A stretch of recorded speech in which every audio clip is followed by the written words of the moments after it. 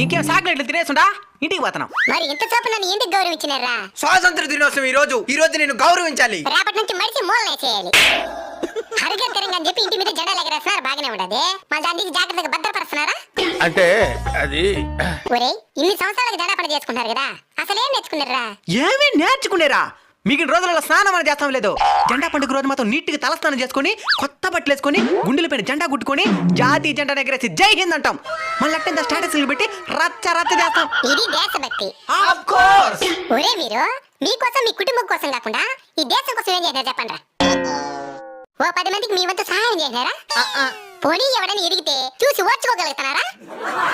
పోనీ మీ చుట్టూ ఉన్న ప్రకృతినైనా సరిగ్గా చూసుకున్నారా? ఒక ముళ్ళు గుచ్చుకుంటే తట్టుకోలేరు మీరు. అలాంటిది ఎంతో మంది వాళ్ళ తలాన్ని తెంచుకుంటే కానీ మీకు ఈ స్వతంత్రం రాలేదు. దీన్ని సరిగ్గా ఉపయోగించుకోండి.